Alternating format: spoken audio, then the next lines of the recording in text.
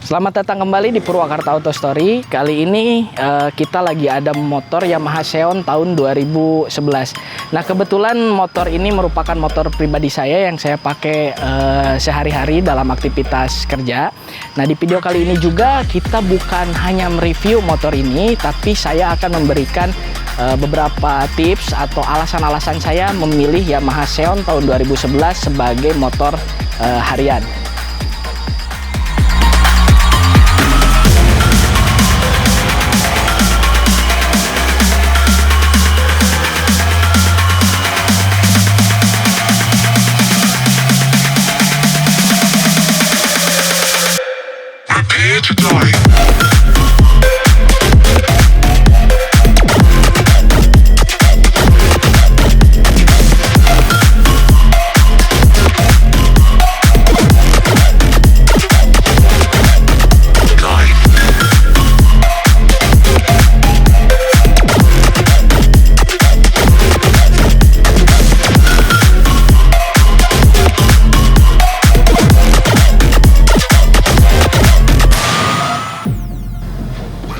Saya tidak mereferensikan teman-teman membeli Yamaha Xeon untuk dipakai harian, tapi di video kali ini saya akan mereferensikan bagaimana caranya teman-teman memilih motor bekas untuk harian. Ya, tadi itu terutama di motor bekas. Bagaimana selengkapnya? Tonton terus di video ini. Nah, sedikit membahas sejarah motor ini. Xeon ini dipasarkan di Indonesia di tahun 2010 sampai 2015. Di Malaysia namanya Yamaha Ego atau Igo lah, ya seperti itulah. Di Filipina dan Thailand namanya Mio 125 MX. Dan untuk versi pertamanya, Xeon Karbu ini diproduksi dari tahun 2010 sampai tahun 2013-an.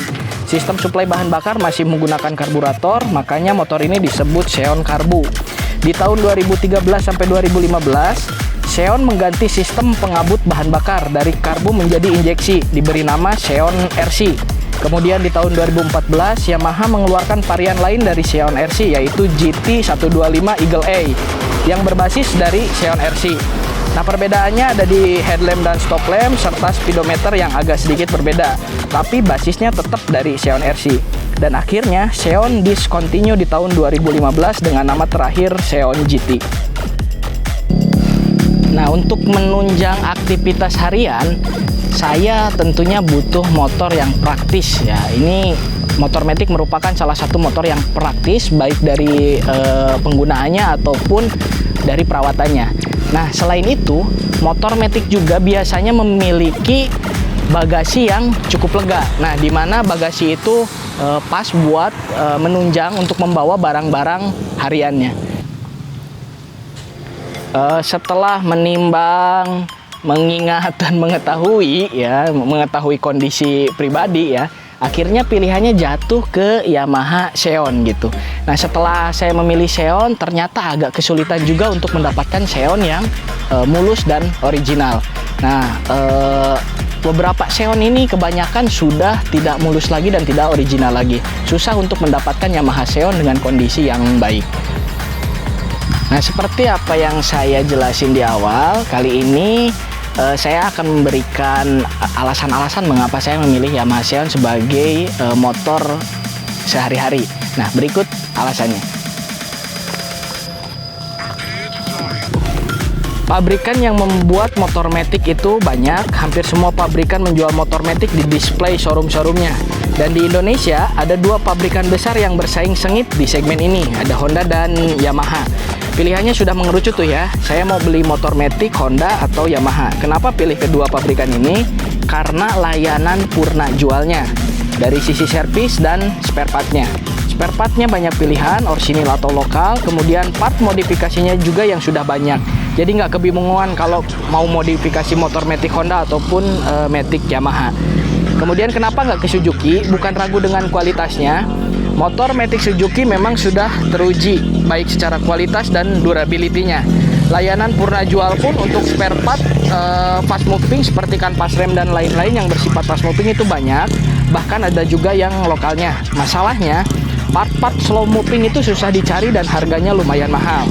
Setelah yakin dengan pilihan pabrikan, akhirnya saya mengerucutkan pilihan untuk mencari motor matic Honda dan Yamaha.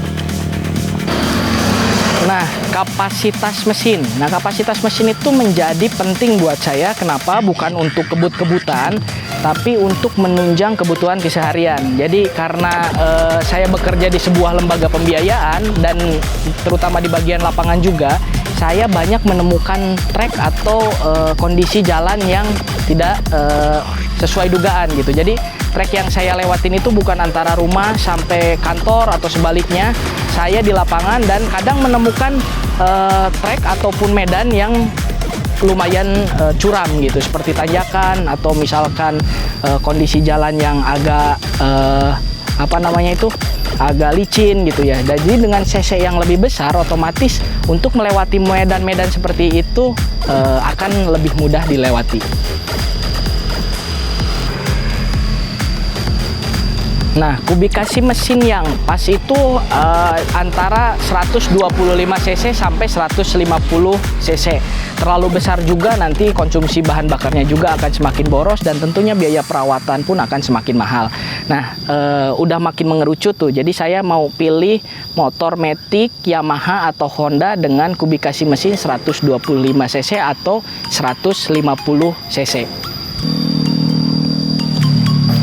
Nah, setelah mengerucut tadi untuk memilih motor Matic, Yamaha atau Honda dengan kubikasi mesin 125 sampai 150 cc, pilihannya itu banyak. Dari Honda ada Vario 125 PGM Fi dan Honda PCX.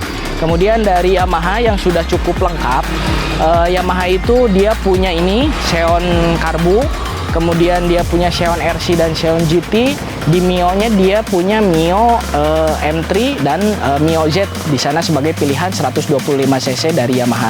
Kemudian di tahun 2016 juga, karena kebetulan saya beli motor ini di tahun 2016, jadi saya waktu itu beli motor second Xeon Karbu tahun 2011 dan dibeli di tahun 2016. Sebenarnya NMAX juga udah keluar. Nah, sebelum pakai motor ini saya memakai Yamaha NMAX. Yamaha NMAX-nya dijual buat DP perumahan dan sebenarnya ini downgrade dari Yamaha NMAX 155.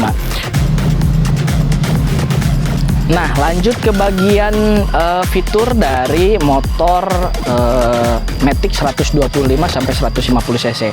Saya pengen motor Matic-nya itu fitur mesinnya lengkap seperti berpendingin cairan. Kemudian fitur dari kaki-kakinya juga saya cari motor yang 125 cc atau 150 cc dengan menggunakan swing arm.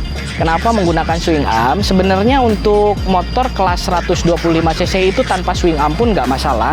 Cuman karena medan yang saya lalui itu tidak terduga, makanya saya pilih fitur kaki-kaki dari motor 125 cc yang menggunakan swing arm agar durability-nya makin kuat dan lebih pede lagi untuk melewati jalan-jalan yang tidak terduga. Nah, pilihannya justru semakin mengerucut, di mana fitur-fitur yang saya pengen dari sebuah motor 125 cc atau 150 cc itu, satu tadi di fitur mesinnya dia harus menggunakan pendingin cairan atau radiator. Kemudian di fitur kaki-kaki dia harus menggunakan swing arm. Nah, dengan fitur yang saya pengen tadi, pilihannya semakin sempit. Di Honda dia ada Vario PGM Fi 125 dan Honda PCX 150. Kemudian di Yamaha dia hanya ada Xeon Karbu, di mana Xeon RC itu belum atau dihilangkan swing armnya. Jadi di Xeon RC justru tidak memiliki swing arm. Nah, pilihan itu di Yamaha ada di Xeon Karbu dan Yamaha NMAX 155. Setelah semakin mengerucut, jadi pilihannya ada 4 motor nih. Di motor 150 cc ada Yamaha NMAX atau Honda PCX. Kemudian di motor 125 cc hanya ada Vario 125 PGM Fi dan Xeon Karbu. Nah, untuk membeli Yamaha NMAX atau Honda PCX di tahun 2016 kondisi ekonomi memang tidak memungkinkan pada saat itu gitu. Jadi kalau beli Yamaha NMAX saya tidak bisa membeli cash ataupun kalau kredit. Nah, kreditnya itu jadi beban yang lebih besar karena justru pada saat itu saya memiliki angsuran rumah. Jadi pilihannya semakin mengerucut untuk masalah harga antara Vario 125 PGM Fi atau Yamaha Xeon Karbu. Nah, kemudian lanjut ke bagian desain. Sebenarnya desain dari Yamaha Xeon 125 dan Vario PJM FI 125 itu tidak berbeda jauh. Di bagian depan dia sudah memiliki lampu model dual kin seperti ini. Memang tidak terpisah lanjut ke bawah, cuman memang ini desainnya terlihat lebih sporty dan futuristik. Buktinya di tahun 2020 Xeon Karbu tahun 2011 ini tidak malu untuk parkir dengan motor-motor 125 cc keluaran di tahun 2020. Untuk Vario PJM FI 125 pun desainnya cukup bagus. Dia sama seperti Xeon Karbu, memiliki lampu dual kin seperti ini. Dengan desain yang lebih futuristik, Vario juga menjadi pilihan yang tepat buat dipakai sehari-hari. Nah, setelah menemukan dua pilihan itu antara Honda Vario 125 dan Yamaha Xeon Karbu tahun 2010 sampai 2013, kita lihat di posisi ridingnya. Saya mencoba dua motor itu. Kalau di Yamaha Xeon ini sebenarnya posisi ridingnya lebih enak dibanding Honda Vario 125 PJM FI. Kenapa? Karena posisi stangnya itu agak ke atas dan jok agak sedikit ke bawah. Itu membuat badan kita tidak terlalu tegak. Beda seperti di Vario 125 PJM FI yang jarak antara stang dan joknya itu tidak terlalu jauh. Jadi posisi berkendaranya itu agak lebih tegak. Nah, ini Xeon 125 ini posisi berkendaranya lebih enak dibanding Vario PJM FI 125. Nah, kita lihat di fitur lainnya. Sebenarnya Vario 125 PJM FI itu fiturnya jauh sekali dibanding Yamaha Xeon Karbu tahun 2011 ini, dimana dia sudah menggunakan teknologi ESP Honda. Jadi ESP Honda itu dia sudah ACG start, kemudian dia ada idling stopnya juga, yang otomatis dengan beberapa fitur itu menjadikan Honda Vario PJM FI 125 itu lebih irit dibanding Xeon Karbu. Kemudian di fitur keselamatannya juga, di Vario 125 PJM FI pengereman dia sudah memakai kombi brake sistemnya Honda, sedangkan Xeon ini masih manual gitu. Jadi masih menggunakan feeling dari riding atau pengendara motor tersebut gitu. Tapi untuk saya pribadi justru lebih nyamanan dengan sistem pengereman manual seperti ini dibanding dengan pengereman CBS-nya Honda. Kemudian lanjut ke fitur dari CVT-nya. Jadi di Vario PJM FI 125 itu karena dia sudah menggunakan ESP Honda, jadi ada lost clutch gitu. Jadi kalau misalkan kita bawa motor Vario 125, kalau kita tutup gas penuh kemudian tunggu beberapa saat, motor seolah nyelonong netral gitu. Beda dengan Xeon Karbu ini, dimana dia tidak pernah lost clutch. Jadi CVT-nya itu selalu menghubungkan antara mesin dengan roda gitu.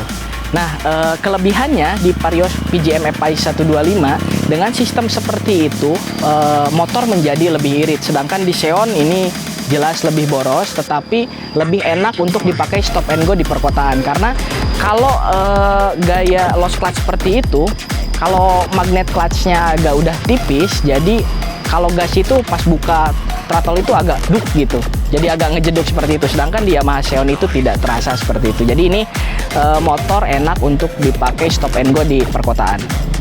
Dengan beberapa alasan yang disebutkan tadi, kemudian dengan melihat rentan perbedaan harga antara Vario PJM FI 125 dengan Yamaha Xeon Karbu tahun 2011 ini, akhirnya pilihannya jatuh ke Yamaha Xeon Karbu tahun 2011.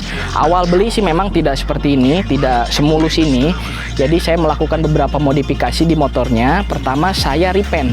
Jadi saya cat ulang semua bagian motor dan saya memakai stripping dari Xeon Thailand, dimana dia namanya Mio MX125, bukan Xeon 125. Kemudian saya juga mengganti velg belakang saya ganti memakai Mio Z dengan tapak yang agak lebih besar dan ukuran ban juga diperbesar. Profil ban depan saya pakai ukuran 80/90 ring 14, kemudian di ban belakang saya pakai 100/80 ring 14. Nah, itu beberapa alasan saya memilih Yamaha Xeon Karbu menjadi motor harian saya. Sekali lagi saya sampaikan, ini bukan referensi atau saya tidak mereferensikan Yamaha Xeon ini untuk dipakai dalam sehari-hari teman-teman. Tapi intinya teman-teman kalau mau pilih motor harian, pertama sesuaikan budget, kemudian sesuaikan kebutuhannya dan selera dari teman-teman.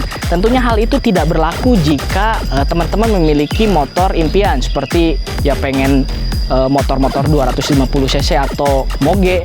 Jadi budgeting itu jangan dibahas. Kumpulin duit, kemudian tabungin dan beli motornya. Oke, terima kasih telah menonton video ini dari awal sampai akhir. Bantu like, komen, dan subscribe agar kami lebih bersemangat dalam membuat video-video berikutnya. Nah, share juga video ini jika video ini dirasa bermanfaat. Saya Herli Herullah, sampai jumpa minggu depan.